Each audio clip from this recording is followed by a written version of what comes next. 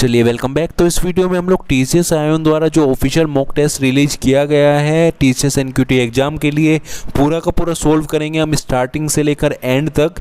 एक एक क्वेश्चन हम लोग डिटेल में अच्छे से देखेंगे ताकि आप लोगों को आइडिया मिल सके कि किस लेवल की डिफ़िकल्टी आपको मिलने वाली है टीसीएस एनक्यूटी एग्जाम में। ठीक है, इसके साथ साथ अगर आपको कोई भी डाउट आता है तो आप मुझे इंस्टाग्राम पर फॉलो कर सकते हैं। नीचे आपको लिंक मिल जाएगा मेरे इंस्टाग्राम हैंडल का, तो वहाँ पर आप मुझे फॉलो करिए और डायरेक्टली मैसेज करिए, मैं सभी के मैसेज की रिप्लाई करता हूं। ठीक है, और चैनल को जरूर सब्सक्राइब कर लेना हमारे, ताकि जितनी भी बड़ी अपडेट्स हो आपको टाइम से मिल सकें। ठीक है, तो चलिए हम लोग मॉक टेस्ट स्टार्ट कर देते हैं। तो मैं साइन इन पर क्लिक कर देता हूं। तो देखिए सबसे पहले आपको जनरल इंस्ट्रक्शन मिल जाएंगी। तो इस मॉक टेस्ट में आपके 45 मिनट्स का आपको टाइम मिलेगा। ठीक है, 45 मिनट्स में आपको क्वेश्चंस करने रहेंगे। बेसिकली आपके 3 सेक्शन रहेंगे, एक रहेगा आपका रीजनिंग, एक आपका एप्टीट्यूड और तीसरा वर्बल एबिलिटी। ठीक है, इसके अलावा ये बेसिक डिटेल्स दी गई हैं, आप वीडियो पॉज करके एक बार देख सकते हैं। ठीक है, मैं नेक्स्ट पर क्लिक कर देता हूँ। तो यहाँ पर मैं इंस्ट्रक्शन फॉलो करके और बिगिन कर देता हूँ। तो देखिए ये असेसमेंट आपका खुल चुका है। यहाँ पर आपको 45 मिनट्स का टाइम दिया गया है और यहाँ पर 3 सेक्शन है, तो आप कोई से भी सेक्शन में आप लोग नेविगेट कर सकते हैं।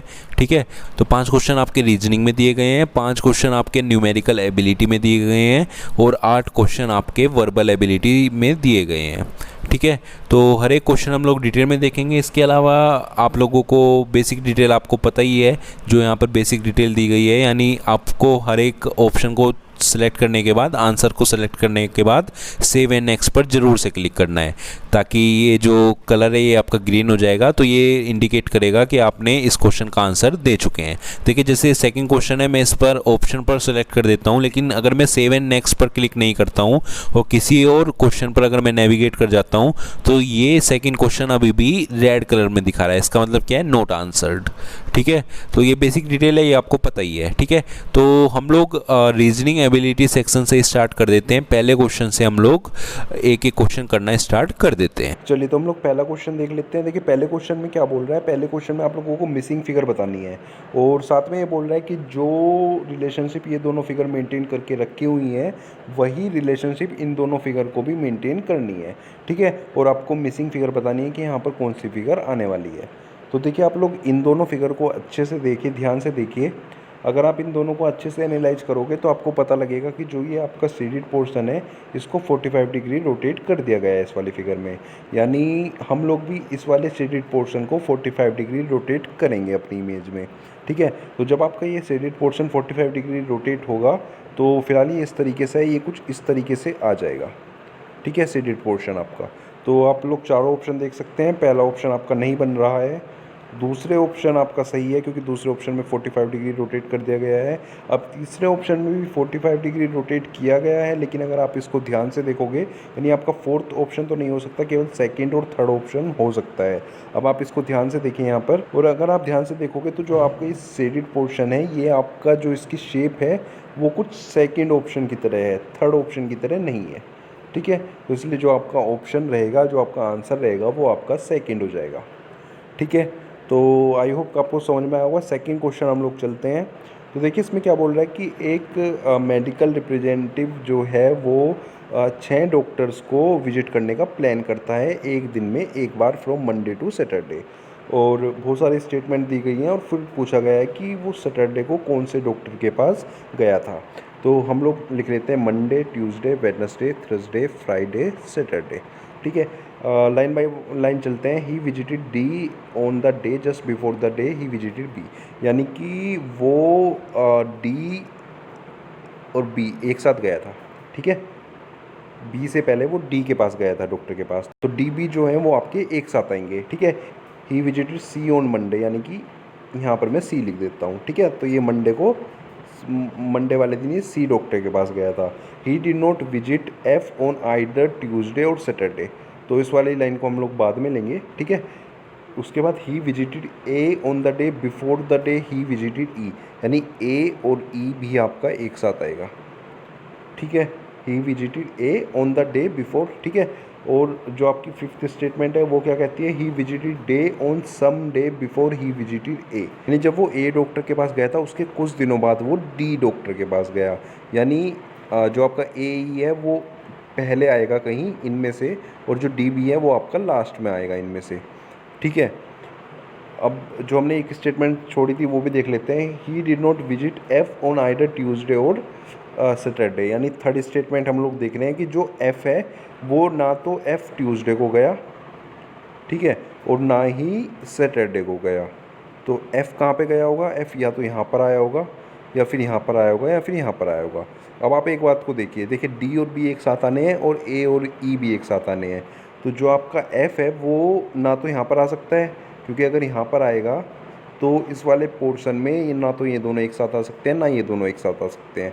तो इसका मतलब एक ही ऑप्शन बचता है कि जो आपका एफ़ है वो आपका यहाँ पर आएगा, क्योंकि उन्होंने पहले कह दिया ना तो वो एफ़ जो है ना तो वो ट्यूसडे को गया और ना ही सैटरडे को। तो एफ़ आपका यहाँ पर आ गया है, ठीक है। अब क्या बचते हैं? ए, ई और डी, बी। और अगर आप लास्ट स्टेटमेंट को देखोगे तो he visited D on some day after he visited A, यानी ए को वो पहले विजिट किया था, ए डॉक्टर को वो पहले विजिट किया था। इसका मतलब साफ है कि ए, ई यहाँ पर आएंगे और डी, बी आपके यहाँ पर आएंगे। तो क्वेश्चन क्या था कि which doctor did he visit on Saturday? तो सैटरडे को कौन से डॉक्टर के पास गया था? बी डॉक्टर के पास, ठीक है। तो इसका ऑप्शन आ जाएगा, इसका आंसर आ जाएगा बी, ठीक है। आई होप आपको क्लियर हुआ होगा। चलते हैं हम लोग नेक्स्ट क्वेश्चन की तरफ। कोई भी डाउट है तो आप नीचे कमेंट बॉक्स में कमेंट कर सकते हैं। यहाँ पर आप लोग देख लीजिए, यहाँ पर क्या है कि यहाँ पर आपको स्टेटमेंट दी गई है और फिर आपको रिलेशन बताना है कि आइदर वन फॉलोज या फिर सेकंड फॉलोज या फिर बोथ फॉलोज, ठीक है। तो इस तरीके से आपको बताना है। तो आप स्टेटमेंट पढ़िए। देखिए इतने सारे एफर्ट्स के बाद भी जो रेयर स्पीसीज़ हैं बर्ड्स की वो एक्सटिंक्शन होने वाली हैं। तो देखिए इसमें एजम्पशन क्या क्या दिए हुए हैं कि जो लोग हैं वो बर्ड्स की केयर नहीं करते हैं, और जिसके कारण जो कि बर्ड्स की जो सर्वाइवल है वो ज़्यादा से ज़्यादा थ्रीट हो रही है। तो देखिए ये वाली स्टेटमेंट बिल्कुल भी फॉलो नहीं करती है, क्योंकि यहाँ पर कहीं पर भी ऐसा मेंशन नहीं किया गया है कि ये लोगों की वजह से हुआ है, ठीक है। तो हम लोग अपनी तरफ से कुछ भी एज्यूम नहीं कर सकते हैं, ठीक है। तो फर्स्ट स्टेटमेंट तो फॉलो नहीं करती है। सेकंड और देख लेते हैं हम, whether every species would be extinct in course of time. तो ऐसा भी कहीं पर भी मेंशन नहीं किया गया है यहाँ पर कि ये लोग केयर करें या ना करें, हर एक स्पीस जो है वो एक टाइम पर जाकर एक्सटिंक्ट हो जाएगी। तो ऐसा भी मेंशन यहाँ पर नहीं किया गया है, ठीक है। तो इसका मतलब जो आपका सही आंसर रहेगा वो रहेगा neither one NOR second is implicit, ठीक है। यानी ना तो फर्स्ट फॉलो करती है ना ही सेकंड फॉलो करती है, ठीक है। चलते हम लोग नेक्स्ट की तरफ। आप लोग एक बार वीडियो पॉज करके क्वेश्चन जरूर पढ़ लिया करिए, ठीक है। चलिए तो अब ये वाला क्वेश्चन देख लेते हैं। आप वीडियो पॉज करके एक बार पढ़ लीजिए, मैं आपको बता देता हूँ कैसे करना है इसमें। तो देखिए इसमें क्या दिया हुआ है कि इसमें 3 शॉप दी हुई हैं, ए, बी और सी, और उन्होंने जितनी total number of car sold किए हैं जनवरी, फरवरी और मार्च के मंथ में, उनका नंबर दिया हुआ है। यानी ए ने 460 किए हैं, बी ने 320 और सी ने 500, ठीक है। तो इसमें हमें लास्ट में क्या पूछा गया है, इसमें हमें रेशियो निकालना है कि जो तीनों शॉप्स हैं ए, बी और सी, उन्होंने जनवरी में कितनी की हैं। यानी हमें तीनों शॉप्स का एडिशन करना होगा, जितनी भी कार उन्होंने सोल्ड की हैं जनवरी में उसके रेशियो निकालना होगा फरवरी के साथ, और फिर हमें मार्च के साथ, ठीक है। तो इन तीनों मंथ का हमें रेशियो निकालना है इंडिविजुअल शॉप का, ठीक है। तो इंडिविजुअल शॉप का हम लोग एडिशन करेंगे कि जनवरी में तीनों शॉप्स ने मिला के कितनी कार सोल्ड की हैं, फिर फरवरी में कितनी की हैं और मार्च में कितनी की हैं, और उनका रेशियो हमें बताना है, ठीक है। तो हम लोग, और यहाँ पर बहुत सारी स्टेटमेंट दी गई हैं, इन स्टेटमेंट के अकॉर्डिंग हमें पता लगाना है कि कितनी कार सोल्ड की गई हैं इंडिविजुअल मंथ में किस शॉप के द्वारा, ठीक है। तो हम लोग स्टेटमेंट लिखते हैं और कोशिश करते हैं इसे सोल्व करने की, ठीक है। तो देखिए मैं यहाँ पे लिखता हूँ कि like a of January plus A of February, ठीक है, प्लस ए ऑफ मार्च, इन तीनों का कितना है, इन तीनों की अगर मैं बात करूँ इन तीनों का मिला के, तो यहाँ पे दिया हुआ मुझे 460, ठीक है। इसी तरीके से जो B in January plus B of February plus B of March कितना है 320, जबकि C of January plus C of February plus C of March कितना दिया हुआ है 500, ठीक है। तो ये मुझे पहले से गिवन है। अब मैं एक एक स्टेटमेंट लेके चलते हैं। देखिए both A and C sold the same number of cars in January, ठीक है। तो both A and C, this one and this one, equal number of cars sold करते हैं। चलिए आगे चलते हैं। The number of car sold by A and C in March are also the same. ठीक है, A sold 120 cars in February which was half of the number of cars sold by C in मार्च। तो ये देखिए ए ने कितनी की हैं, 120 cars जो है सोल्ड की हैं फरवरी मंथ में, जो कि कितने हैं, सी नंबर का हाफ है।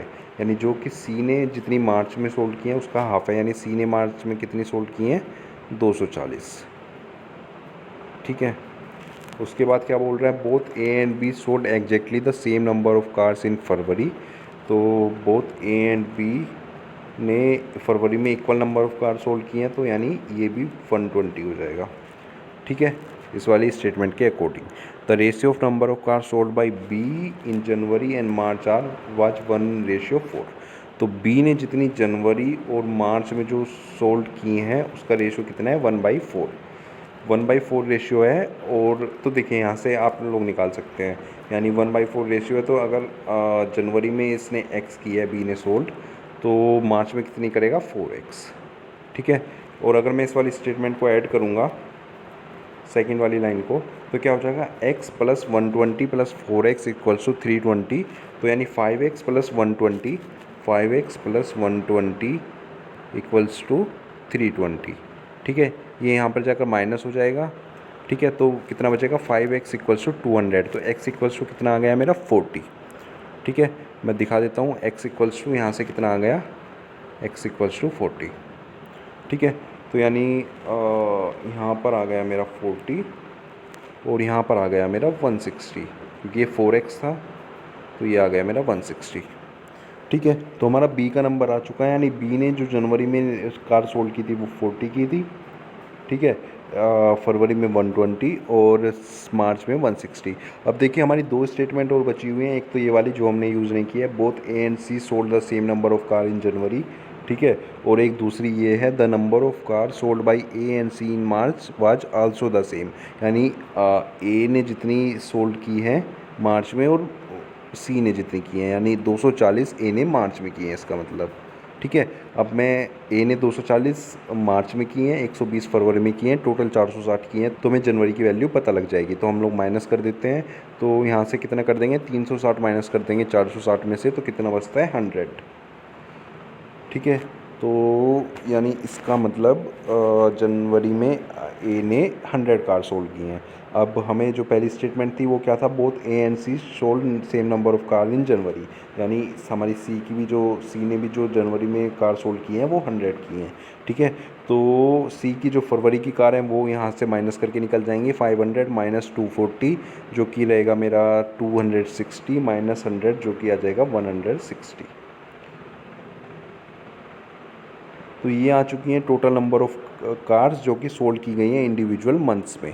ठीक है, अब हमें क्या निकालना है, अब हम सबको ऐड कर देते हैं और फिर हम लोग इनका रेशियो निकाल लेते हैं। तो अब हम लोग ऐड कर देते हैं कि जनवरी मंथ में कितनी टोटल जो कार्स हैं वो सोल्ड हुई हैं।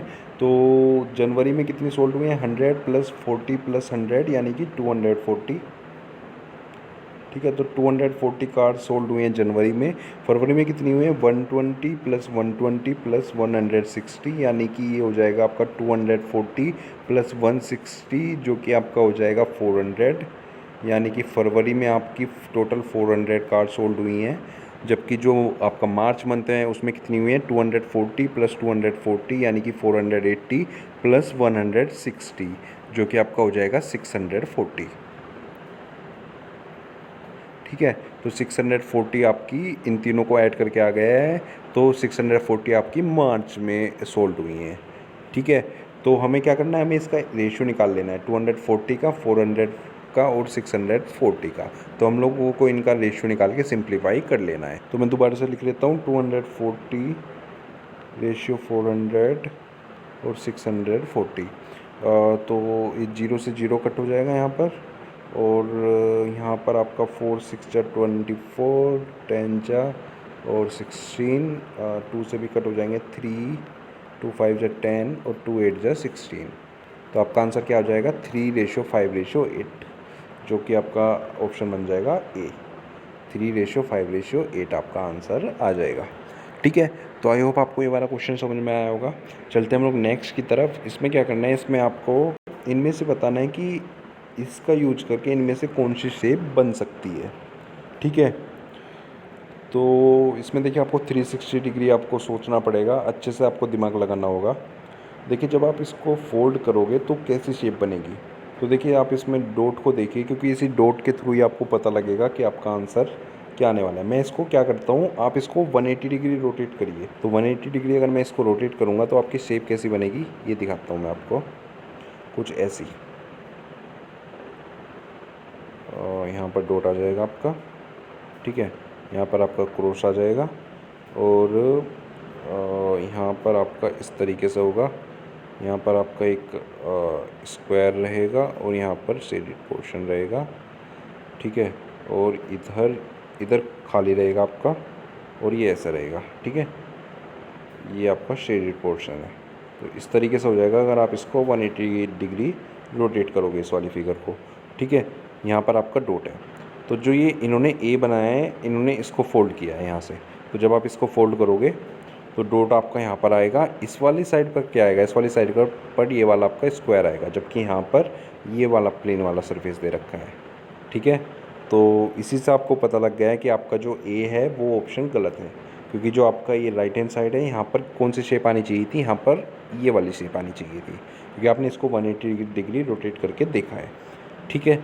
तो इसका मतलब ए ऑप्शन सही नहीं हो सकता है, यानी ए जो आपकी शेप है वो फॉर्म नहीं हो सकती है। तो आपका आंसर क्या होगा, आपका आंसर होगा सी एंड डी, यानी बी ऑप्शन आपका करेक्ट हो जाएगा, ठीक है। तो यही 5 क्वेश्चन दिए हुए थे सैम्पल टेस्ट में रीजनिंग के। तो आई होप आपको पांचों क्वेश्चन समझ में आए होंगे। चलते हैं हम लोग सेक्शन बी की तरफ, जो कि रहेगा न्यूमेरिकल एबिलिटी। तो इसका भी हम लोग एक एक क्वेश्चन हम लोग सोल्व करते हैं, ठीक है। चलिए तो जल्दी से पहला क्वेश्चन देख लेते हैं। इसमें क्या करना है, इसमें आपको इस वाले एक्सप्रेशन को सोल्व करना है, ठीक है। तो इसे सोल्व करके आपको बताना है कि जो इसका आंसर है वो किसके बीच में लाई करेगा इनमें से। तो देखिए जब भी इस तरह के क्वेश्चन आते हैं आपको पहले ही पता लगना चाहिए कि आप पूरा तो एक्सप्रेशन सोल्व करने बैठोगे नहीं, इसमें जरूर कुछ ना कुछ फॉर्मूला जरूर बन रहा होगा, ठीक है। तो जिसके कारण आपका जो ये सिंप्लीफिकेशन है ये आसान हो जाएगा। तो हम देख लेते हैं। देखिए हम लोग 6.43 को हम लोग ए लेट कर लेते हैं और 5.18 को हम लोग बी लेट कर लेते हैं। तो देखिए अगर मैं एक्सप्रेशन लिखूंगा तो क्या बनेगा, ए स्क्वायर प्लस यहाँ पर हमारी कुछ वैल्यू होगी और प्लस बी स्क्वायर, ठीक है, ये मेरा बन गया है। और अगर आप 33.3 को भी कैलकुलेट करोगे तो ये क्या होगा, देखिए अगर मैं 6 इंटू 5 कर दूं, यानी ए और बी की अगर मैं मल्टीप्लिकेशन करूं तो 6 इंटू 5 30 हो जाते हैं। और अगर मैं इसके पॉइंट के बाद की भी वैल्यू मल्टीप्लाई करूंगा तो मेरा कुछ 33 पॉइंट के आसपास आंसर आ जाएगा। तो ये कुछ नहीं बल्कि ए इंटू बी है, ठीक है। तो A square plus A B plus B square ऊपर बन रहा है। अब आप लोग नीचे देखिए, ठीक है। तो नीचे 6.43 मेरा क्या है, ए है, ए इंटू अब देखिए 41.34। अब देखिए ये आपका ए बी तो है नहीं, क्योंकि ए बी की वैल्यू है आपकी 33, और 2 इंटू ए बी भी नहीं हो सकता क्योंकि वो 66 पॉइंट कुछ आएगी आपकी वैल्यू। लेकिन ए स्क्वायर हो सकता है, क्योंकि अगर आप 6 का स्क्वायर करोगे तो 36 होता है। तो 6.43 का अगर आप स्क्वायर करोगे तो ये लगभग 41 के आसपास आपका आ जाएगा। तो ये कुछ नहीं बल्कि आपका ए स्क्वायर है, ठीक है, माइनस। और अगर आप ये देखोगे, देखिए आपकी b की वैल्यू है 5.18 और स्टार्टिंग में लिखा हुआ है 10.36, तो बल्कि ये कुछ नहीं बल्कि 2 से मल्टीप्लाई कर दिया b की वैल्यू में, ठीक है। तो माइनस 2 इंटू बी, ठीक है। और अब आपको 2.59 निकालना है। तो 2.59 कुछ नहीं है बल्कि 5.18 का ही हाफ है। तो यानी इसको b/2 लिख सकते हैं हम 2.59 को, और 5.18 की वैल्यू है मेरी b, जो कि मैंने एज्यूम की थी, ठीक है। तो देखिए यहाँ पर 2 से 2 आपका कैंसिल हो जाएगा। तो यहाँ पर आपका क्या बन जाएगा, A cube minus B cube, यानी ऊपर आपका बन गया है A square plus A B plus B square, और नीचे बन गया है A cube minus B cube, ठीक है। और A cube minus B cube का आपको फॉर्मूला आता होगा, मैं आपको दिखा देता हूँ। देखिए तो हमारा ऊपर बन रहा था a square plus A B plus B square, और नीचे था आपका a cube minus B cube. तो a cube minus B cube का आपका फॉर्मूला होता है ए माइनस बी और a square plus A B plus B square, ठीक है। ये होता है आपका a cube minus B cube का फॉर्मूला। तो इससे आपका ये कट हो जाएगा। तो आपका जो आंसर आएगा वो आएगा 1/a माइनस बी, और ए की वैल्यू है आपकी 6.43 और बी की वैल्यू है आपकी 5.18। तो जब आप इसे माइनस करोगे तो जो आपका आंसर है वो आपका आ जाएगा 1.25, ठीक है। तो आपका आंसर आ गया 1 अपॉन, यहाँ पर आ जाएगा 1 अपॉन 1.25। ठीक है, तो जब आप इसे कैलकुलेट करोगे तो आपका आ जाएगा 4 अपॉन 5 यानी कि 0.8। ठीक है, आपको इसको कैलकुलेट करना है तो आपका आंसर आ जाएगा 0.8। तो 0.8 आपका किसके बीच में लाई करता है? 0.8 आपका लाई करेगा 0.5 एंड 1 के बीच में, यानी आपका आंसर हो जाएगा बी। तो ये आपका करेक्ट आंसर हो जाएगा। ठीक है, चलते हम लोग नेक्स्ट की तरफ, सेकंड क्वेश्चन देख लेते हैं। तो देखिए इसमें क्या बोल रहा है कि जो ए की कैपिटल है वो बी की कैपिटल से 20.5% ज़्यादा है। यानी अगर मैं सिंपली बी की कैपिटल जो है 100 मान लूँ तो ए की कैपिटल कितनी है? 120.5। ठीक है, उसके बाद क्या कह रहा है कि जो बी है वो 20% पर एनम के हिसाब से 3 साल तक इन्वेस्ट करता है कंपाउंडली। ठीक है, यानी कंपाउंड इंटरेस्ट इसमें यूज हुआ है। तो जो ए बंदा है वो किस एनम पर, किस रेट पर इन्वेस्ट करे 3 साल तक सिंपल इंटरेस्ट के अकॉर्डिंग, ताकि वो सेम अमाउंट कमा सके। ठीक है, तो देखिए इसमें यानी जो बी है वो इस कंपाउंड इंटरेस्ट यूज कर रहा है और ए जो है सिंपल इंटरेस्ट। तो कंपाउंड इंटरेस्ट और सिंपल इंटरेस्ट का जो कंसेप्ट है वो आपका क्लियर होना चाहिए। मैं बिल्कुल शॉर्ट में बता देता हूँ आपको एक बार। तो देखिए यहाँ पर मैं सी आई ले लेता हूँ, यहाँ पर मैं ले लेता हूँ एस आई। ठीक है, तो देखिए अगर एक बंदे के पास 100 रुपये हैं और वो 2 साल तक इन्वेस्ट करता है 10% के रेट पर, तो देखिए जब पहले साल जो 10% का रेट रहेगा इसका, तो इसको कितने का प्रॉफिट होगा? 10 रुपीज़ का। ठीक है, तो टोटल अमाउंट कितना हो जाएगा इसका? 110 रुपये। अब जो सेकंड ईयर जो इंटरेस्ट मिलेगा कंपाउंड इंटरेस्ट के केस में, वो आपका टोटल अमाउंट पर मिलेगा, प्रिंसिपल अमाउंट पर नहीं मिलेगा। ठीक है, तो टोटल अमाउंट पर यानी 110 रुपये पर सेकेंड ईयर दोबारा से 10% रेट मिलेगा, इंटरेस्ट मिलेगा, तो टोटल आपका 11 रुपीज़ फिर से हो जाएंगे। ठीक है, तो टोटल अमाउंट कितना हो जाएगा 2 साल बाद? 121। ठीक है, जबकि जो सिंपल इंटरेस्ट है उसमें जितने भी ईयर के लिए इन्वेस्ट किया जाता है, हर ईयर में केवल प्रिंसिपल अमाउंट पर ही आपका जो इंटरेस्ट है वो मिलता है। यानी अगर फर्स्ट ईयर में 10% मिलेगा तो टोटल अमाउंट हो जाएगी 110 रुपीज़, क्योंकि 10 रुपीज़ का प्रॉफिट होगा। लेकिन जो सेकेंड ईयर भी जो इंटरेस्ट मिलेगा वो 100 रुपीज़ पर ही मिलेगा, यहाँ पर 110 पर मिला था, क्योंकि कंपाउंड इंटरेस्ट में टोटल अमाउंट पर मिलता है, जबकि सिंपल इंटरेस्ट में प्रिंसिपल अमाउंट पर मिलता है। ठीक है, तो 100 रुपये में एक बार फिर से इसको 10% मिलेगा, तो टोटल जो अमाउंट होगा वो 120 रुपये होगा, जबकि कंपाउंड इंटरेस्ट में कितना हुआ था? 121। तो ये मैंने आपको बिल्कुल ही बेसिक सा डिफरेंस बताया दोनों में। ठीक है, इस क्वेश्चन में कहा गया है कि जो आपका बी है वो कंपाउंड इंटरेस्ट के हिसाब से इन्वेस्ट करता है 3 साल तक, तो ए कितने रेट से इंटरेस्ट करे सिंपल इंटरेस्ट के हिसाब से, ताकि वो सेम अमाउंट कमा सके। तो सबसे पहले हम लोग बी का टोटल अमाउंट निकाल लेते हैं कि बी का टोटल अमाउंट कितना होगा at the end of 3 years, ताकि हम लोग फिर उसको ए से कंपेयर करेंगे और ए का भी बताएंगे कि ए को किस रेट पर इंटरेस्ट लेना चाहिए। ठीक है, तो देखिए सबसे पहले देखिए हमने मान रखा है कि बी के 100 रुपीज़ थे। ठीक है, तो सबसे पहले उसने 20% यहाँ पर दिया हुआ है, तो at the end of first year 20 rupees का प्रॉफिट हो जाएगा, तो टोटल रेट हो जाएगा 120, टोटल अमाउंट हो जाएगा 120। अब जो सेकेंड जो आपका इंटरेस्ट लगेगा वो 120 पर लगेगा, यानी टोटल अमाउंट पर, और इसका फिर से 20% अगर हम निकालेंगे तो ये हो जाएगा आपका 24 और आपका टोटल हो जाएगा 144। ठीक है, अब जो थर्ड ईयर जो लगेगा वो 144 पर लगेगा। ठीक है, और इसका भी 20% लगेगा, तो जब आप इसका 20% निकालोगे तो ये आ जाएगा 5 2 10 28.8। ठीक है, और आपका टोटल अमाउंट हो जाएगा, आप इसमें ऐड कर दोगे इसको 144 में, तो आपका टोटल अमाउंट हो जाएगा कुछ लगभग 172.8। ठीक है जी हाँ, तो ये आपका हो जाएगा टोटल अमाउंट। तो हमारा टोटल अमाउंट कितना हो गया? हमारा टोटल अमाउंट हो गया 172.8, जो कि हमने अभी अभी कैलकुलेट किया है, जो कि बी का टोटल अमाउंट होगा 3 साल के एंड पर। ठीक है, अब हमें निकालना है कि ए किस रेट पर इन्वेस्ट करे ताकि at the end of 3 years उसका भी सेम अमाउंट हो सके सिंपल इंटरेस्ट के बेसिस पर। तो देखिए मैंने आपको सिंपल इंटरेस्ट और कंपाउंड इंटरेस्ट का जो बेसिक कंसेप्ट है वो तो आपको समझा दिया है, लेकिन आपको शॉर्टकट फॉर्मूला भी पता होना चाहिए। तो देखिए अगर हम लोग सिंपल इंटरेस्ट की बात करें तो सिंपल इंटरेस्ट के केस में टोटल अमाउंट कितना होता है? टोटल अमाउंट होता है principal amount plus P into R into T upon 100, जो कि आर होता है आपका रेट, यानी कितने % किस रेट पर आपने इन्वेस्ट किया है, और टी होता है आपका टाइम, यानी कितने ईयर्स के लिए आपने इन्वेस्ट किया है। ठीक है, जबकि जो कंपाउंड इंटरेस्ट की बात करें तो कंपाउंड इंटरेस्ट का जो टोटल अमाउंट का फॉर्मूला होता है वो क्या होता है? P into 1 plus R upon 100 की पावर टी, ठीक है, जहाँ पर आर आपका रेट है और टी आपका टाइम है, ठीक है। तो ये होता है आपका कंपाउंड इंटरेस्ट का टोटल अमाउंट और ये होता है आपका सिंपल इंटरेस्ट के केस में टोटल अमाउंट। तो अब हमें तो सिंपल इंटरेस्ट निकालना है ना, क्योंकि ए जो है वो आपका सिंपल इंटरेस्ट के बेसिस पर आपका इन्वेस्ट कर रहा है, ठीक है। तो हम लोग इसे कंपेयर कर लेते हैं बी के टोटल अमाउंट से। तो यानी अब हमें ए का टोटल अमाउंट का फॉर्मूला तो पता लग गया है, अब हमें इसे कंपेयर कर लेते हैं बी के टोटल अमाउंट से, ठीक है। तो देखिए यहाँ पे लिख देते हैं हम P plus P into R into T upon 100, ठीक है। अब देखिए ए का पी कितना था, ए का प्रिंसिपल अमाउंट कितना था, देखिए यहाँ पर स्टार्टिंग में हमने बी का 100 लेट किया था, तो ए क्योंकि 20.5% ज़्यादा है तो ए का कितना हो गया था 120.5, ठीक है, वो मैंने स्टार्टिंग में ही यहाँ पर लिखा था, ठीक है। तो ए का कितना हो गया 120.5, यानी ए का प्रिंसिपल अमाउंट है 120.5।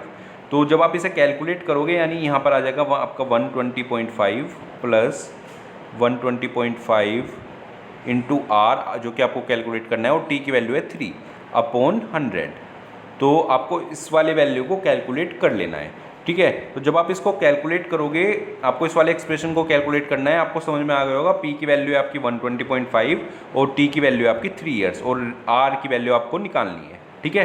तो जब आप इसको कैलकुलेट करोगे आपका आंसर कुछ आ जाएगा 14.46 के आसपास, ठीक है, जो कि आपका 14.5 यहाँ पर आपका ऑप्शन हो जाएगा, ठीक है। तो इस बार जो आपका डिफ़िकल्टी लेवल है टीसीएस एनक्यूटी का वो थोड़ा सा ज़रूर इंक्रीज़ किया गया है एप्टीट्यूड क्वेश्चंस का, क्योंकि थोड़े से लंबे क्वेश्चन आ रहे हैं, जबकि आपको फॉर्मूला पता होगा तो आप जल्दी कर दोगे, ठीक है। तो आपका जो आंसर है वो आपका सी हो जाएगा, यानी 14.5। आई होप आपको ये समझ में आया होगा, ठीक है। चलते हैं हम लोग नेक्स्ट क्वेश्चन की तरफ। तो देखिए इसमें क्या कह रहा है कि जो ए और बी ट्रेन है वो एक्स और वाई स्टेशन से निकलती हैं और वो एक दूसरे की तरफ मूव कर रही हैं, ठीक है। तो यहाँ पर ए और बी ट्रेन है, एक्स और वाई स्टेशन है, और ये दोनों एक दूसरे की तरफ मूव कर रही हैं, इस तरीके से चलती हैं। देखिए उसके बाद क्या बोल रहा है कि जो ए और बी है वो एक दूसरे को क्रॉस करने के बाद इतने इतने घंटे लेती है अपने अपनी डेस्टिनेशन पर पहुंचने के लिए, और इसके साथ साथ बोल दिया इन्होंने जो बी की स्पीड है वो 25% ज़्यादा है ए की स्पीड से, ठीक है। तो हमें वैल्यू निकालनी है एक्स की। तो देखिए मैं आपको समझा देता हूँ अच्छे से। देखिए ए यहाँ पर है आपका और बी आपका यहाँ पर है, तो बी की जो स्पीड है वो ए से 25% ज़्यादा है, ठीक है, और वो एक दूसरे की तरफ मूव कर रहे हैं। तो ये दोनों जो ए और बी ट्रेन है ये दोनों सेम टाइम पर निकली हैं अपने अपने डेस्टिनेशन से, ठीक है। तो देखिए ये ऐसे मूव करेगी और ये ऐसे मूव करेगी। अब इनका जो मीट होगा, जो ये दोनों ट्रेनें मिलेंगी वो कहाँ पर मिलेगी, देखिए ये अगर इसका मिडल है तो ये ऑफ कोर्स मिडल पर नहीं मिलेंगी, ठीक है, बिल्कुल बीच में नहीं मिलेंगी, क्योंकि जो इसकी स्पीड है वो 25% ज़्यादा है। तो ऑफ कोर्स ये कुछ यहाँ पर मिलेंगी, ठीक है। तो हम लोग मान लेते हैं कि यहाँ पर ये दोनों ट्रेनें मिलती हैं, मीट करती हैं यहाँ पर, ठीक है। उसके बाद क्या बोल रहा है कि after passing each other A and B takes X and 8 hours. तो जो आपकी ए है वो यहाँ से एक्स आवर्स लेती है यहाँ तक पहुँचने के लिए, ठीक है, यानी अपनी डेस्टिनेशन पर पहुँचने के लिए एक्स आवर लेती है, जबकि जो बी है वो 8 आवर लेती है, ठीक है। अब आपको क्या बताना है, अब आपको इस वाले x की वैल्यू बतानी है कि इस वाले x की कितनी वैल्यू होगी। तो देखिए बड़ा ही लॉजिकल क्वेश्चन है, कुछ भी नहीं दिया है इन्होंने, आपको काफ़ी ज़्यादा दिमाग लगाना पड़ेगा इस क्वेश्चन में। तो देखिए यहाँ पर देखिए आप, तो देखिए इस वाले पॉइंट के बाद b 8 आवर्स लेता है इस वाले पॉइंट तक पहुँचने के लिए, जबकि जो a है उसका हमें पता नहीं है कि वो कितना टाइम लेगा, उसकी वैल्यू हमें निकालनी है, ठीक है। और हमें ये भी पता है कि जो b की स्पीड है वो a से 25% ज़्यादा है। तो देखिए इसे समझिए आप, जब जो बी ट्रेन है वो इस वाले पॉइंट से इस वाले पॉइंट पर आने के लिए 8 आवर्स ले रही है, तो आप लोग ये सोचिए कि ए कितना टाइम लेगी यहाँ से लेकर यहाँ पर आने में, क्योंकि देखिए क्योंकि जो बी की स्पीड है वो 25% ज़्यादा है ए की स्पीड से, और आपको ये पता होगा कि जो टाइम है वो वेलोसिटी के इनडायरेक्टली प्रोपोर्शनल होता है, स्पीड के इनडायरेक्टली प्रोपोर्शनल होता है, ठीक है। तो यानी कि जब B आपका 8 आवर्स ले रही है इस वाले पॉइंट से इस वाले पॉइंट पर आने के लिए, तो A कितना लेगा, इसका 25% ज़्यादा लेगा, क्योंकि A की जो स्पीड है वो कम है तो टाइम इसलिए ज़्यादा लगेगा। तो A कितना टाइम लेगा, 8 का 25% ज़्यादा, यानी 8 का 25% कितना होता है 2, यानी 8 से 2 ज़्यादा यानी 10, तो आपका ए जो है वो इस वाले पॉइंट से इस वाले पॉइंट पर आने पर 10 आवर्स लेगा। ठीक है, तो देखिए अभी तक मैंने आपको क्या बताया कि ए और बी इस वाले पॉइंट पर मिलते हैं। ठीक है, जो बी की स्पीड है वो 25% ज़्यादा है ए की स्पीड से। ठीक है, और जो बी है वो इस वाले पॉइंट से यानी जहाँ पर दोनों ट्रेनें मिली थी उस वाले पॉइंट से अपनी डेस्टिनेशन तक पहुँचने के 8 आवर्स लेता है। तो हमने क्या किया है, हमने ए का टाइम निकाल लिया है कि ए ने कितना टाइम लिया होगा उस वाले पॉइंट पर आने के लिए, क्योंकि ए ऑफकोर्स जो है वो ज़्यादा टाइम लेगा क्योंकि उसकी जो स्पीड है वो 25% कम है। ठीक है, तो मैं आपको एक बार दोबारा से फिगर बना के बिल्कुल सिंप्लीफाई कर देता हूँ और आगे का हम लोग सोल्व करते हैं। देखिए ये था हमारा, ये x था हमारा, ये हमारा y था। ठीक है, यहाँ पर हमारा b था, यहाँ पर हमारा a था। a और b ने ऐसे मूव किया। ठीक है, b की स्पीड जो है वो 25% ज़्यादा थी a से।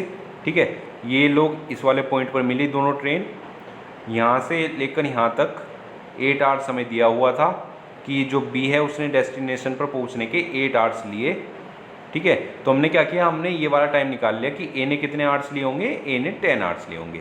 अब हमें निकालना क्या है, हमें निकालना है ये वाली डिस्टेंस, क्योंकि इन्होंने दिया है कि ए ने x आवर्स लिए हैं तो हमें x आवर निकालने हैं। अब देखिए, अब आप लॉजिकल समझिए, इसमें लॉजिक समझिए, अब आप अपना दिमाग लगाइए। जब ए ट्रेन यहाँ से निकली थी और बी ट्रेन यहाँ से निकली थी तो दोनों ट्रेनें सेम टाइम पर निकली थी और जो दोनों ट्रेनें हैं वो इस वाले पॉइंट पर मीट करी। ठीक है, तो ए ने कितने आवर्स चला, 10 आवर्स। तो ऑफ कोर्स इसे कोई भी बता सकता है कि जो बी है उसने भी 10 आवर्स का ही टाइम लिया होगा इस वाले पॉइंट से इस वाले पॉइंट पर आने के लिए, क्योंकि जो दोनों ट्रेनें हैं वो सेम टाइम पर चली थी। ठीक है, तो हमें ये वाली डिस्टेंस भी आ गई, यानी 10 आवर्स जो है बी ने लिए थे इस वाली डिस्टेंस से इस वाली डिस्टेंस पर आने के लिए। अब हमें क्या निकालना है, हमें ए का टाइम निकालना है कि ए को कितना लगेगा इस वाले पॉइंट से इस वाले पॉइंट पर जाने के लिए। तो फिर से वही वाला कंसेप्ट आ जाता है, क्योंकि जो ए की स्पीड है वो 25% कम है बी की स्पीड से, तो ऑफकोर्स जो ए का टाइम है वो कितना लगेगा, इससे 25% ज़्यादा लगेगा। और 10 का 25% कितना होता है, 2.5। ठीक है, तो 10 का 2.5 ज़्यादा यानी आपका आंसर आ जाएगा 12.5। ठीक है, तो यानी ए को कितना टाइम लगेगा, 12.5 आवर्स लगेंगे यहाँ तक पहुँचने के लिए। ठीक है, तो ये होगा आपका आंसर 12.5, यानी आपका सी ऑप्शन ये भी करेक्ट हो जाएगा। ठीक है, तो आई होप आपको समझ में आया होगा, काफ़ी लॉजिकल क्वेश्चन था, काफ़ी दिमाग लगाने वाला क्वेश्चन था।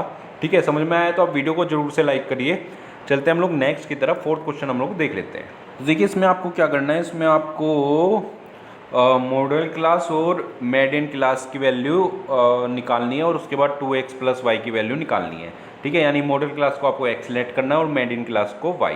तो मैं आपको बता दूं कि TCS NQT में इस तरह के क्वेश्चन कभी नहीं पूछे गए हैं, पहली बार इस तरह के सैम्पल पेपर में मेडियन और मोड के क्वेश्चन दिए जा रहे हैं। ठीक है, तो आपको ये वाले टॉपिक्स भी कवर करने रहेंगे इस साल के लिए। ठीक है, तो देखिए मैं आपको बता दूं, अगर आपने कंसेप्ट पढ़ा हो तो इसमें क्या रहता है, इसमें आपको जो ये वैल्यू है इसको आपको रेंज में लिखनी रहेगी। ठीक है, तो इस टेबल को मैं मॉडिफाई करता हूँ पहले, फिर आपको समझाता हूँ। देखिए इस टेबल को मैं नई तरीके से बनाता हूँ। तो देखिए बिलो 10 यानी 10 से नीचे कितने स्टूडेंट ने मार्क्स स्कोर किए हैं, तो मैं 0 to 10 यानी 0 से 10 के बीच में 5 स्टूडेंट ने मार्क्स स्कोर किए हैं, यहाँ पे दिया हुआ है।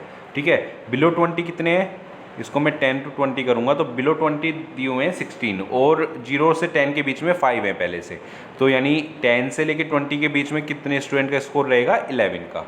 ठीक है, अब 20 to 30, ठीक है, यहाँ पे टोटल कितने हैं, 28 स्टूडेंट, और जो 16 स्टूडेंट हैं वो बिलो 20 हैं, तो 20 से 30 के बीच में कितने स्टूडेंट लाई करेंगे, 12। ठीक है, उसके बाद 30 to 40 लिख लेता हूँ मैं, तो 30 to 40 कितने रहेंगे, 42 - 28 यानी 14, कुछ ऐसे, और लास्ट है आपका 40 to 50, इसमें कितने स्टूडेंट रहेंगे, 72 - 42, ठीक है, जो कि रह जाएगा आपका 30। ठीक है, तो इसमें आपको क्या करना है, इसमें अब आपको मॉडल क्लास निकालनी है। तो मॉडल क्लास मैं आपको बता दूं कि मॉडल क्लास वही क्लास होती है जिसमें कि हाईएस्ट फ्रीक्वेंसी रहती है। ठीक है, तो जिसमें आपकी हाईएस्ट फ्रीक्वेंसी रहती है उसकी जो क्लास होती है उसी को मॉडल क्लास कहा जाता है। ठीक है, तो इसमें आपको क्या निकालना है, x is the class mark of the model class. तो इसका क्लास मार्क कितना हो जाएगा, इसका हो जाएगा आपकी अपर लिमिट, इसका फॉर्मूला रहता है upper limit plus lower limit by 2, यानी 40 प्लस 50 बाई 2, यानी कि आपका आ जाएगा 40 प्लस 50 बाई 2 यानी कि 90 बाई 2, यानी कि आपका आ जाएगा 45। ठीक है, तो ये पूरी तरीके से फॉर्मूला बेस्ड क्वेश्चन है। ठीक है, तो x की वैल्यू आ गई है आपकी 45, क्योंकि इन्होंने कहा है कि x is the class mark of the model class and y is the upper limit of the median class. तो मेडियन क्लास आप लोग कैसे निकालोगे, जो मैक्सिमम जो आपकी वैल्यू है बाई 2 अगर आप कर दोगे तो देखिए 72 बाई 2 अगर आप करोगे तो आपकी वैल्यू आएगी 36, यानी आपको निकालना है कि 36 इसमें से कौन सी लिमिट में आपका लाई कर रहा है और जो उसकी अपर लिमिट होगी उसको आपको लेना है। ठीक है, तो आपका जो 36 है वो आपका कहाँ पर लाई करेगा, देखिए ये 5 हो गया, यहाँ पर 16 हो गया, यहाँ पे 28 आ गया। ठीक है, तो यानी 28 स्टूडेंट्स आ गए थे यहाँ पर, आपका 28 यानी 36 आपका इस वाली रेंज में लाई करेगा। ठीक है, और इसकी जो अपर लिमिट है वो कितनी है, वो है आपकी 40। ठीक है, तो जो आपकी y की वैल्यू है वो कितनी हो जाएगी आपकी 40, क्योंकि इन्होंने लिखा है ना y is the upper limit of the median class, तो y की वैल्यू हो गई आपकी 40। ठीक है, मैं आपको दोबारा बता देता हूँ, तो जो आपका class mark of model class था वो आपका 40 प्लस 50 बाई 2 आ गया था, यानी कि 45। ठीक है, आप वीडियो एक बार रिवाइंड करके देख लेना, मैंने कैलकुलेट किया था, और जो y की जो अपर लिमिट थी वो कितनी आ गई थी 40, क्योंकि जो आपका 36 था वो 30 टू 40 की रेंज में लाई कर रहा था। ठीक है, तो आपका जो y की वैल्यू है वो तो आपकी 40 हो गई और x की वैल्यू आपकी 45 हो गई, लेकिन हमें किसकी वैल्यू निकालनी है 2x प्लस वाई, यानी 2 इंटू 45 जो हो जाएगा आपका 90 प्लस 40 यानी 130, जो कि आपका आ जाएगा सी ऑप्शन। ठीक है, तो आई होप कि आपको ये समझ में आएगा, पूरी तरीके से फॉर्मूला बेस्ड क्वेश्चन था। चलते हम लोग नेक्स्ट क्वेश्चन की तरफ, जो कि लास्ट क्वेश्चन रहेगा, 5th क्वेश्चन, जो कि इस सैम्पल टेस्ट में दिया हुआ है। तो देखिए इसमें क्या कह रहा है कि इसमें पाई चार्ट में नंबर ऑफ एम्प्लॉयज़ दे दिए हैं कंपनी के, जो कि 5 डिफरेंट सिटीज़ में रहते हैं, और टोटल नंबर ऑफ एम्प्लॉयज़ 2400 हैं। और ये बोल रहा है कि जो बी और डी के एम्प्लॉयज़ हैं, बी और डी सिटी के एम्प्लॉय हैं, वो मूव कर रहे हैं, 1/3 ऑफ द एम्प्लॉय वो मूव कर रहे हैं सी और ई में इन द रेशो 2:3। तो हमें डिफरेंस बताना है, जो लास्ट में जो नंबर ऑफ एम्प्लॉयज़ होंगे उनमें सी और ई का डिफरेंस कितना है। ठीक है, तो हम लोग देखते हैं। देखिए टोटल नंबर ऑफ एम्प्लॉयज़ कितने हैं 2400। अब यहाँ पर जो एम्प्लॉयज़ हैं वो डिग्री में दिए हुए हैं। ठीक है, तो मैं बी इन सब की वैल्यू तो निकालनी रहेगी। तो देखिए जो टोटल सर्किल रहता है वो रहता है आपका 360 डिग्री का, यानी 360 में आपके 360 डिग्री में कितने हैं 2400 एम्प्लॉय हैं। ठीक है, तो 1 में कितने होंगे, 1 में होंगे 2400 बाई 360। ठीक है, तो इसको मैं अगर कैलकुलेट करूँगा तो ये मेरा 20/3 आ गया है। ठीक है, यानी 1 डिग्री में कितने हैं 20/3 एम्प्लॉय। तो मुझे यहाँ पर कितने निकालने हैं, मुझे बी की वैल्यू निकालनी है, डी की वैल्यू निकालनी है, सी की वैल्यू निकालनी है और ई की वैल्यू निकालनी है, ताकि पहले मैं बी के एम्प्लॉय निकाल लेता हूँ, फिर डी के निकाल लेता हूँ और दोनों को ऐड कर देता हूँ, फिर उसके 1/3 निकाल लेता हूँ और उनको सी और ई में भेज देता हूँ। ठीक है, तो जब वो सी और ई में मैं ऐड करूँगा तो फिर मैं उनका डिफरेंस निकाल लूँगा। ठीक है, तो देखिए बी में कितने होंगे, देखिए मैं सिंप्लीफाई कर देता हूँ। हमारा आंसर कितना आ चुका है कि 1 डिग्री में कितने हैं 20/3 हैं एम्प्लॉय। ठीक है, तो अब हमें बी में निकालना है, यानी 108 में कितने होंगे, तो 108 में कितने होंगे 20/3 इंटू 108, यानी 3 1 3, 3 3 9 एंड 3 6 18। ठीक है, तो ये कितना आ जाएगा आपका 720। तो यानी मेरे बी में कितने एम्प्लॉयज़ हैं 720। अब डी में मेरे कितने हैं, डी में है 72%, तो 72 कितना होगा, 72 का कितना होगा 20/3 से हम लोग मल्टीप्लाई कर देते हैं, तो 20/3 आपको समझ में आ रहा होगा आई होप। अगर समझ में आ रहा है तो आप कमेंट में ज़रूर बताइए। ठीक है, और हम इसको कट कर देते हैं, तो 3 2 6, 3 4 12। ठीक है, और ये आ गया आपका 480। तो टोटल बी और डी के नंबर ऑफ एम्प्लॉयज कितने हुए 480 प्लस 720, यानी ये हो जाएगा आपका 1200 और इसके 1/3 ऑफ द एम्प्लॉय मूव कर रहे हैं बी और डी में इन द रेशियो 2:3। तो यानी 1400 यानी 1200 का 1/3 यानी कि 400 एम्प्लॉयज मूव कर रहे हैं। ठीक है, सी और ई में। तो इतना हमें पता लग गया है, मैं आपको आगे बताता हूँ अब। यानी हमारा आ चुका है कि 400 एम्प्लॉय मूव कर रहे हैं सी और ई में 2:3 में। तो देखिए अगर मुझे सी के एम्प्लॉय निकालने हैं तो कैसे निकालूंगा, यानी सी में कितने मूव कर रहे हैं, सी में मूव करेंगे 400 इंटू 2/5, ठीक है, यानी आपका आ जाएगा ये 160, ठीक है। और ई में कितने मूव करेंगे, ई में करेंगे 3/5 इंटू 400, यानी कि आपका आ जाएगा यहाँ पर 240, ठीक है। तो यानी आपके जो सी में है वो 160 एम्प्लॉय मूव कर रहे हैं, जबकि ई में आपके 240 एम्प्लॉय मूव कर रहे हैं। अब मैं सी और ई के जो इनिशियल एम्प्लॉय थे वो भी निकाल लेता हूँ, ताकि टोटल नंबर ऑफ एम्प्लॉय मुझे पता लग सके कि सी और ई में कितने पहुँच गए हैं, उसके बाद मैं इनका डिफरेंस निकाल लूँगा। तो सी में कितना था, 63 था, तो 63 इंटू कितना निकाला था हमने, 20/3, ठीक है, 20/3 से हम लोग मल्टीप्लाई कर रहे थे, तो ये आ जाएगा आपका 420। तो 420 है सी में, और ई में निकाल लेते हैं हम लोग 36 इंटू 20/3, यानी कि है ना, यानी कि ये आ गया 240, ठीक है। तो ये आ गए हमारे ई के एम्प्लॉय, यानी 240 हमारे इनिशियल एम्प्लॉय थे ई के। मैं एक बार कलर चेंज करके बता देता हूँ आपको। तो देखिए ई के हमारे जो इनिशियल एम्प्लॉय थे वो 240 थे, ठीक है, और 240 हमने यहाँ से कैलकुलेट किए हैं, यानी 240 यहाँ से आए हैं BOD से। तो टोटल नंबर ऑफ एम्प्लॉय जो हैं वो कितने हो गए, ई के हो गए हैं 480। नोट कर लेना आप लोग कहीं पर, ई के टोटल एम्प्लॉय हो गए हैं 480। अब हम लोग सी के भी निकाल लेते हैं। तो सी के हमने निकाले थे 160, क्योंकि 2:3 दे रखा था, यानी 160 एम्प्लॉय वो हैं जो BOD से आए हैं, और जो इनिशियल एम्प्लॉय थे सी के वो कितने थे हमारे 63, ये रहा 420। तो 420 प्लस 160 हो जाएंगे टोटल नंबर ऑफ एम्प्लॉय जो कि सी सिटी में है, ठीक है। तो अगर मैं इनको ऐड करूँगा तो ये मेरा कितना हो जाएगा 580 टोटल, ठीक है। तो यानी सी के एम्प्लॉय हो गए मेरे 580 और ई के एम्प्लॉय हो गए मेरे 480। तो दोनों का डिफरेंस कितना आ गया है 100, 580 माइनस 480, तो आंसर कितना आ जाएगा मेरा 100, ठीक है। तो ऑप्शन देख लेते हैं, ये आपका सेकंड ऑप्शन हो जाएगा, ठीक है। तो हम लोगों ने न्यूमेरिकल एबिलिटी के भी सैंपल पेपर के पांचों क्वेश्चन सोल्व कर लिए, केवल 5 ही क्वेश्चन थे, ठीक है। तो इसमें जब आप 7 नेक्स्ट पर जाओगे तो फिर आप वर्बल एबिलिटी के सेक्शन पर आ जाओगे।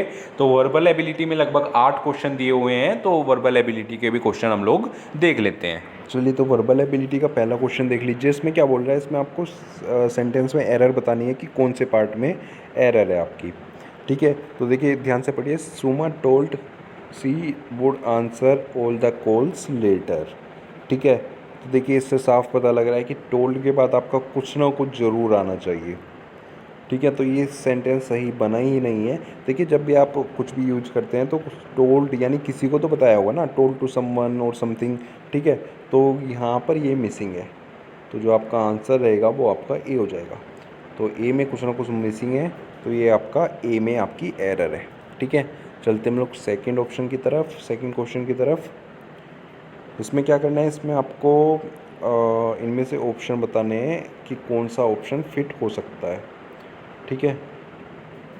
तो एक तरीके से पैरा जंबल टाइप क्वेश्चंस हैं, तो आप लोग एक बार इसको पढ़ कर देखिए। आप वीडियो पोस्ट करके पढ़ लीजिए, मैं आपको बताता हूँ फिर। देखिए आप लाइन से ही पढ़ के चढ़िए। देखिए पहला सेंटेंस क्या कह रहा है, कैन वी इमेजिन कि हम लोग ऐसी ऑब्जेक्ट्स को उठा सकें जो कि 10 टाइम्स हैवियर हो हमारी बॉडी वेट से। तो arms however are able to carry or pull objects much heavier than their own body weight. तो ये बन सकता है। सेकंड पढ़कर देखते हैं, one would assume that they have, नहीं, सेकंड में तो कुछ चांस नहीं लग रहा। Superman probably could but it does not seem possible for an ordinary man to do so. तो देखिए आप लोग जब आप इसे पढ़ोगे तो आपको पता लग गया कि पहले स्टार्टिंग में आपका आर ही सेंस बना रहा है, ठीक है। उसके बाद ये पढ़िए, this is because of their body small body size it enables them to use fewer muscles. तो आपका जो थर्ड ऑप्शन हो जाएगा वो क्या हो जाएगा, arms however are able to carry or pull objects much heavier than their own body weight. क्यों? क्योंकि उनके स्मॉल बॉडी साइज के कारण, ठीक है। तो यहाँ पर आपका पी आ जाएगा। तो आपका ऑप्शन जो होगा वो आपका सेकंड बन जाएगा, आर और पी, ठीक है। अब बेसिक सा क्वेश्चन था, बस आपको पढ़कर देखना है, जोड़ कर देखना है कि किस तरीके से कनेक्शन जोड़ रहा है, ठीक है। तो चलते हैं हम लोग थर्ड क्वेश्चन की तरफ। तो हम लोग थर्ड क्वेश्चन देख लेते हैं। ये भी लगभग उसी तरह का क्वेश्चन है, पैरा जंबल टाइप का, जो हमने अभी सेकंड क्वेश्चन सोल्व किया। तो इस तरह के क्वेश्चन आपको देखने को मिल सकते हैं TCS एनक्यूटी टेस्ट में। तो इसमें क्या करना होगा, इसमें भी आपको सेंटेंस पढ़कर देखना होगा कि इनमें से किस सीक्वेंस में आपका आंसर बन रहा है। ठीक है, तो देखिए यहाँ पर देखिए आप वीडियो पॉज करके आप लोग पढ़ लीजिए, मैं आपको बताता हूँ। देखिए इसमें क्या बोल रहा है, इसमें here already given it a name of course. तो ये किसी चीज़ को इन्होंने नाम दिया था, जो कि विलियम पेन जो कि पहली बार आए थे, उन्होंने इसको किसी जगह को नाम दिया था। तो अगर आप तीनों ऑप्शन पढ़ोगे तो इसमें आपका फर्स्ट ही ऑप्शन सही बन रहा है। ठीक है, जो कि right spot of the city था, उसको नाम दिया गया था जब विलियम पेन पहली बार आए थे। And it was the same name as that of the early Christian city in Asia Minor. ठीक है, और उसके बाद अगर आप सेकंड वाला देखोगे तो देखिए आपका जो पहले वाला ऑप्शन बना है वो ए बन चुका है, और ए में अगर आप देखोगे तो केवल आपका फर्स्ट ही ऑप्शन बनता है। तो यानी इस हिसाब से आपका जो बी है वो आपका यहाँ पर फिट होना चाहिए। तो आप एक बार सेंटेंस दोबारा पढ़ के देख लीजिए, बी को यहाँ पर फिट हो रहा है या नहीं, ये एक बार चेक करिए। तो अगर आप इसे दोबारा पढ़ोगे तो देखिए it was the same name as that of the early Christian cities in Asia Minor when translated it had been taken by a religious group of England. तो जो ये वाला नाम लिया गया था, ये कहाँ से लिया गया था, इसका भी यहाँ पर मेंशन किया गया है। तो इसका जो सही आंसर बनता है वो आपका ए ऑप्शन हो जाएगा, जो कि फर्स्ट में आपका ए आएगा और सेकंड में आपका बी आएगा। ठीक है, तो चलते हम लोग नेक्स्ट क्वेश्चन की तरफ। देखिए इसमें क्या दिया हुआ है, इसमें एक सेंटेंस दिया हुआ है हमें, और हमें ये बताना है कि इस सेंटेंस को हम किस तरीके से लिख सकते हैं बेटर तरीके से। तो इसमें 4 ऑप्शन है, तो आपका जो सेंटेंस है वो आप पढ़ लीजिए। The bicycle tyre is flat, the bicycle tyre is on the bike. तो ऑफकोर्स काफ़ी बेसिक क्वेश्चन है, काफ़ी ऑप्शन अगर आप पढ़ोगे चारों तो आपको पता लग जाएगा कि जो इसका आंसर रहेगा वो क्या रहेगा। देखिए ए आंसर नहीं हो सकता है। ठीक है, bicycle tyre, the flat bicycle tyre is on the bike, B option बिल्कुल सही है। ठीक है, अगर आप सी भी देखोगे, on the bike the bicycle tyre there is a flat, बिल्कुल कुछ भी सेंस नहीं बनाना। The bicycle tyre that is flat is on the bike, sense बना रहा है, लेकिन बेटर हमेशा आपका बी रहेगा। ठीक है, तो आई होप आपको समझ में आया होगा। चलते हैं हम लोग नेक्स्ट की तरफ। तो ये क्वेश्चन आ गए। देखिए इसमें क्या है कि आपको एक पैराग्राफ दे दिया गया है और उसमें फिर आपको क्वेश्चन बताने हैं। तो एक ही पैराग्राफ से आपको 4 क्वेश्चन दिए गए हैं। ठीक है, तो टोटल 8 क्वेश्चन है इस सैम्पल टेस्ट में। तो इस पैराग्राफ में 4 क्वेश्चन दिए गए हैं। तो ऑफकोर्स जो आपके पैराग्राफ है वो कहीं ना कहीं काफ़ी इंपॉर्टेंस रखने वाला है। तो आप लोग जल्दी से वीडियो पॉज करके आप लोग पैराग्राफ को पढ़ लीजिए, और मैं आपको चारों क्वेश्चन के आंसर बता देता हूँ। तो आई होप कि आप लोगों ने पढ़ लिया होगा पैराग्राफ। तो देखिए इसमें सबसे पहला क्वेश्चन बोल रहा है, before living for Kochi द्रव्या was living a life of. तो देखिए यहाँ पर आप लोग इसमें से आपको ऑप्शन बताना है। तो ऑफकोर्स आपको डायरेक्टली आंसर नहीं मिलेंगे, आपको कुछ ना कुछ थोड़ा हिंट दिया रहेगा, उससे ही आपको गैस करना है कि आंसर क्या रहेगा। तो देखिए इसमें क्या दिया हुआ है कि कोची जाने से पहले द्रव्य कैसी लाइफ जी रहा था। ठीक है, तो देखिए आप अगर यहाँ पर पढ़ोगे तो आपको पैराग्राफ की स्टार्टिंग में पता लग जाएगा। In an effort to wean his son, यानी अपने बेटे को सेल्फ डिपेंडेंट बनाने के लिए, यानी जितनी भी वो लग्जरी, मतलब जितनी भी वो शांतिपूर्ण ज़िंदगी जी रहा था फुल ऑफ इन्जॉयमेंट, उसको आत्मनिर्भर बनाने के लिए जो उसके पिताजी हैं उन्होंने उसको कोची के लिए भेजने का फैसला किया था। ठीक है, तो लग रहा है इस पैराग्राफ में भी आत्मनिर्भर भारत का पूरी तरीके से सपोर्ट हो रहा है। तो इसका आंसर क्या रहेगा, इससे साफ पता लग रहा है कि फ्रस्ट्रेटेड था नहीं वो। ठीक है, प्लेंटी, यानी काफ़ी अच्छी ज़िंदगी जी रहा था। ठीक है, पोरिडोम नेगेटिव वर्ड है, हार्डशिप भी नेगेटिव वर्ड है, क्योंकि साफ पता लग रहा है कि जो द्रव्य है वो काफ़ी अच्छी ज़िंदगी जी रहा था, तभी उनके पिताजी ने उनको कोची जाने के लिए चुना ताकि वो सेल्फ डिपेंडेंट हो सके। ठीक है, तो इसका आंसर रहेगा प्लेंटी। देखिए नेक्स्ट क्वेश्चन देख लीजिए आप। इसमें क्या दिया हुआ है कि द्रव्य को कुछ मनी दी गई थी which he could use only when he was in extreme hardship to buy a new mobile phone to pay his meals for 1 month on Kochi. तो अगर आप पैराग्राफ में जाओगे तो आपको एक लाइन मिल जाएगी। आई होप कि आप लोगों ने पैराग्राफ पढ़ लिया होगा।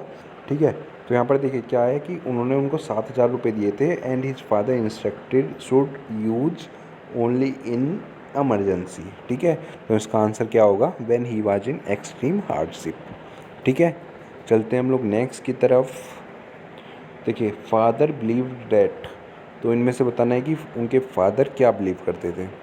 ठीक है, तो देखिए आपको इसका आंसर दिखा देता हूँ मैं, कहाँ पर आपको आइडिया मिलेगा इसका। देखिए यहाँ पर क्या लिखा हुआ है, no university can teach you these life skills except experience. तो इससे साफ पता लग गया है कि जो द्रव्य के फादर थे वो क्या बिलीव करते थे कि experience is the best teacher. ठीक है, देखिए उन्होंने ऐसा नहीं कहा है कि यूनिवर्सिटी डोंट टीच एनीथिंग, उन्होंने ये बोला है कि no university can teach you these life skills, यानी ये लाइफ स्किल्स आपको कोई यूनिवर्सिटी नहीं बता सकती है, जो कि आपको एक्सपीरियंस बता सकता है। ठीक है, तो ये नहीं बोला कि वो टीच नहीं करते हैं कुछ भी। ठीक है, तो आपका जो आंसर रहेगा वो आपका ए रहेगा। चलते हम लोग नेक्स्ट की तरफ, जो कि लास्ट क्वेश्चन इस सैम्पल टेस्ट का रहेगा। तो Kochi was chosen for the experience because in Kochi द्रव्या new many people, ऐसा कहीं नहीं दिया गया है। हैड इज फादर फ्रेंड्स, नहीं दिया गया है कुछ भी। Could get a job easily and had no acquaintances. तो आपको इन दोनों में कन्फ्यूजन होगा, तो मैं आपको बता दूं, देखिए अगर आप शुरू में ही पढ़ोगे तो क्या था कि जो द्रव्य के पिताजी थे वो उनको कोची क्यों भेजना चाहते थे, ताकि वो सेल्फ डिपेंडेंट बन सके। ठीक है, तो इसका कोई भी ऐसा मोटिव नहीं था कि could get a job easily, ऐसा कोई भी मोटिव नहीं था। इसका आंसर क्या रहेगा, सी, यानी कोची को उन्होंने क्यों चुना उनके पिताजी ने, क्योंकि वहाँ पर उनका कोई भी जानकार नहीं था द्रव्य का, ताकि द्रव्य सेल्फ डिपेंडेंट पर्सन बन सके। ठीक है, तो यही सेंस बन रहा है इस पैराग्राफ से। तो आई होप आपको सारे के सारे क्वेश्चन आपको समझ में आए होंगे। 8 क्वेश्चन थे इस सैम्पल टेस्ट में वर्बल एबिलिटी के। ठीक है, और रीजनिंग एबिलिटी और न्यूमेरिकल एबिलिटी भी हम लोग सोल्व कर चुके हैं, तो आपको सारे के सारे क्वेश्चन जरूर से समझ में आए होंगे। ठीक है, तो आपको ये वाली वीडियो कैसी लगी नीचे कमेंट बॉक्स में ज़रूर कमेंट करके बताइएगा। कोई भी डाउट है तो आप मुझे इंस्टाग्राम पर ज़रूर फॉलो कर लीजिए, नीचे आपको लिंक मिल जाएगा, वहाँ पर आप मुझे डायरेक्टली मैसेज करिए, मैं सभी के मैसेज के रिप्लाई करता हूँ।